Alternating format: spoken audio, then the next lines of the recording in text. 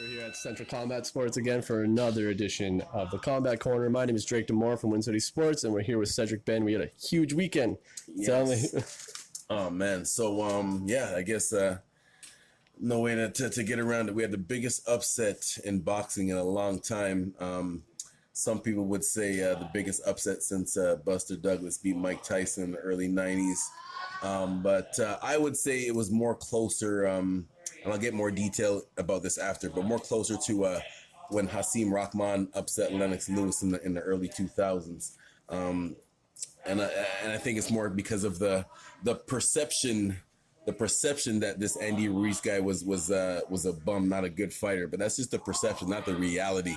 The reality is that this guy, Andy Ruiz, since an amateur, he's been a heavyweight since he started boxing. So he's in a kind of in a funny place where even though he's been boxing his whole life, he's been a heavyweight his whole life. So he's never actually had to cut weight or watch what he had to eat. So it can't get any more perfect description as like that old saying, "Don't judge a book by its cover," because obviously just by looking at him, you would never guess that this guy, could even have the cardio to last that long. But that's where the perception came from, right? Exactly, 100%. But just that the muscle memory from going through those motions, from training from all those years, he has that cardio to last. Or alludes to what you're always big on, is just fucking mastering the fundamentals and stuff like that. It doesn't have to be a Greek god, you can still knock him out the left. He's trained for 25 years or whatever. Exactly. I'm sure a lot of guys walked into the gym and canceled their gym memberships with inspiration of Andy Ruiz. Yeah, like Fit for Less gym memberships, or Good Life gym memberships, not their boxing. Exactly. And I think, to be honest with you, I think AJ Anthony Joshua was one of his. Obviously, I've never been in one of his training sessions. I'm just going this just by my observation of seeing him fight. It looks like he's spending a little bit too much time in the weight room and not enough time like perfecting his craft, which is the boxing. And I don't just mean tough sparring, but even technical sparring, whether you're just doing stuff, just working your jab or working your defense. I really believe he needs to focus a little bit more on that and less. And I'm just going by every other video that I see of him on, whether it's on YouTube or Instagram, it's him doing these not crazy exercises, but it's like workout exercises. So I think that was the main thing. If you haven't seen the fight, quick recap. I actually gave AJ the first 2 rounds. It was close, first 2 rounds. I just thought he was feeling it out. In the third round, he actually dropped Andy Ruiz with a big left hand. And it was actually funny because the commentators, when Joshua dropped Ruiz with a big left hook, the commentator was like, Anthony Joshua is one of the best finishers in the game. Watch this. And literally like 15 seconds later, he was on, shaky legs, getting dropped to the floor. Andy Ruiz is one of those perfect examples of someone who just straight up has heavy hands.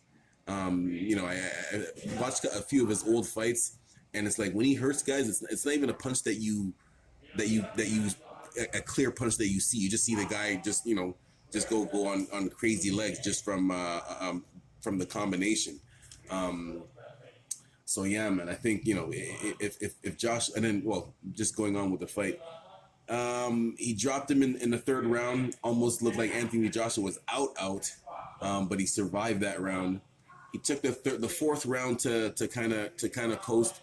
I'm not sure if it was a case of Andy Ruiz wanted to, if he didn't. I don't think he gassed though. He just looked like he was being a little cautious, like he felt like Anthony Joshua actually recovered, so he was actually being careful. So he didn't really capitalize on that. Fifth round, it was back and forth, and then in the seventh or eighth round, again they both exchanged.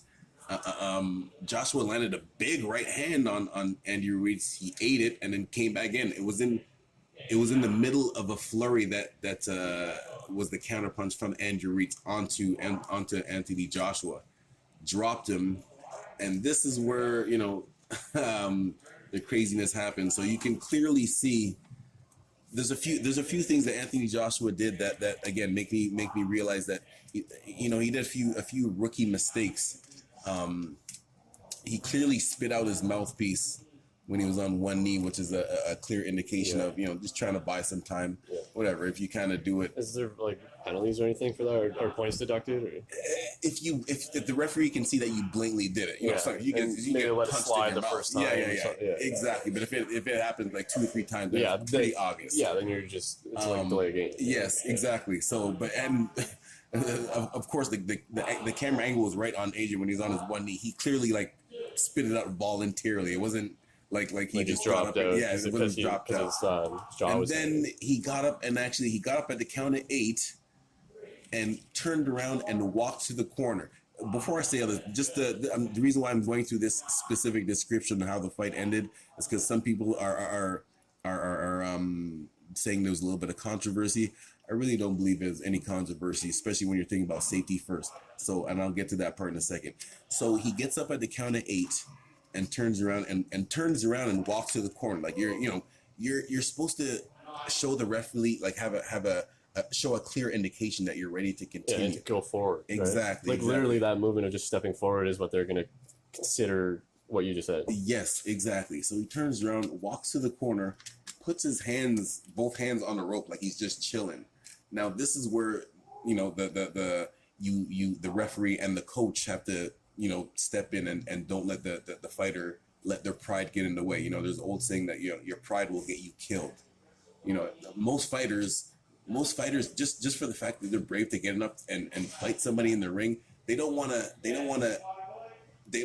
make themselves believe that they want to quit, even though their body language might be saying something different. Yeah. A lot of times you see a guy all messed up, and then, you know, the They're referee literally out and they want to go back in because exactly. they still know where they are. Exactly. And so, so he did. So when the referee said, "You want to continue? You want to fight?" Yes, he did. He did say yes and nod his head, but his body language clearly said he was bro. I'm not ready. Because as he's saying yes and the referee said, "Come forward." He's like, yeah. His arms were still on the ropes, like just chilling. And even when the referee walked up to it and waved this, you know, the referee goes like this to wave their hands. Even when he protested, he was like, "What?" His hands were still chilling on the ropes. So it's like, you know, we've seen cases before where a referee might step in a bit early, and if the fighter really believes that it was stopped early, you know, they see him like going crazy, like, well, you know, what the hell are you doing? Like, why'd you stop it early? You know, you see them making a fuss, like, running around the ring or the cage complaining about it. He did not seem, he didn't really complain too much, and that brings me to my other point. I apologize if I'm just rambling on. You can jump in at any point. That brings me to my other point about how you handle a situation like that. So technically, and I'm not, you know, I don't just want to criticize the guy for what he did. What I would technically do to help him as a coach, how you handle the storm. Like, you know, if you get caught with a hard punch, you can practice all the technical stuff you want, but it's hard to practice if you get hit with a hard punch to have heart to just keep your hands up and weather the storm and keep going. You can't teach that. It's not like in training. Practice it. I'm just gonna go get knocked out every day until I can't anymore. Like I'm just gonna the Homer Simpson punch, sucker punch you from behind and tell you to, then let's do pads. That's how we're gonna practice, right? So but however, one quick drill that you can, the closest thing that you could do to simulate being all dizzy and still having to stay focused in the match is, you know, something that probably we've all done as a little kid, and this is something that you can practice. So, you know, if you have a partner, someone that's going to hold pads for you, so what you're going to do with your gloves on is just stand up and put your hands up to your shoulder level and just spin around in a helicopter with your eyes closed. You know what I'm talking about? Like, you know, something that little kids do. But spin around as fast as you can into, like, literally with your eyes closed, and then open and then start doing pads right away. Like, you know, like, because if you open, you're kind of dizzy. Because then that's the closest thing to simulating being, like, kind of out of it, but still having to stay focused. I would recommend that experienced people try that. If you want a quick example, though, of how to weather the storm in a you know, actual fight, I'm sure there's plenty of examples that you can find, but off the top of my head, you can look at the fight between Mayweather versus Sugar Shane Mosley.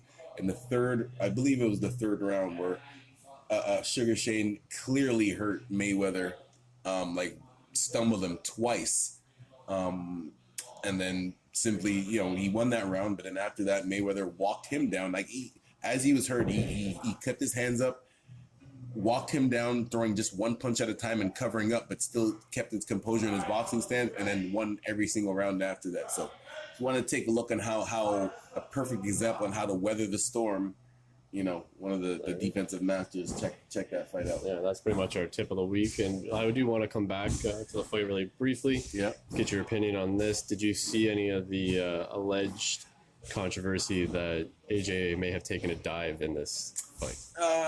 No. I really don't believe that. To be honest, I really don't believe that. Just for the simple fact, like, this was supposed to be his North American debut. This was his first time fighting in the States, Madison Square Garden. Like, he went on all the TV shows all week, from First Take to all the ESPN shows. He's hanging out with Meek Mill, doing documentaries with rappers and stuff like that. So he was invested. People want to, there's a million excuses you can come up with, whether he's distracted and all this. That's just part of the territory. Again, I don't mean to use Floyd as an example all the time, but Floyd had plenty of outside distractions that he could have used as an excuse. And he, when the bell rang, he was mentally checked in. So you just have to be, you just have to know that balance between, whether it's training or if you do have outside distractions, cutting those off and focused on the main goal. And we do have, they don't have it scheduled yet, but it does look like they have the rematch lined up. Is that just assuming, his championship rematch, or they have a yes, because they did have a rematch clause, and Anthony Joshua always has a rematch clause in most champions do, justifyingly so. But the thing is, obviously nobody was expecting this to happen. What I could see happening is Andy Ruiz being like, you know what? Yeah, I know there's a rematch clause, but I'm the champion, so whatever. I'll pay some extra money for a lawyer to try to wiggle my way out of that, and then go from there. I don't know, but if he might go over to the UK, depending on how much money they wave in front of him. He got paid about $5 million for this one. A guy that nobody's ever heard of. He got paid $5 million. I tell you, people about the boxing money. People think boxing's dead. The money's still there. The money's still there. Oh, no. This is a guy that nobody's ever heard of. He got paid $5 million for that fight. But anyway, going next week. Pardon me? Phil's going next week, eh? To MSG. Oh, really? I think he's going to see fight. Nice. Yeah, Nice. Yeah. You got anything else on the agenda? Or? There was.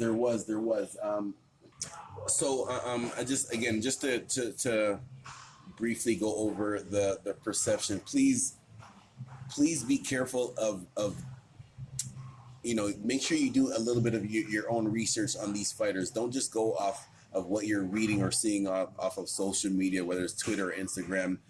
Because again, this is a perfect example. And if you don't get a chance to follow boxing as closely, and you just read stuff like people like Stephen A. Smith, who write stupid things like I'm disgusted, and just saying that the guy looked like Butterbean, and saying that he was disgusted because this messed up the match that he really wanted. And that's the other thing too.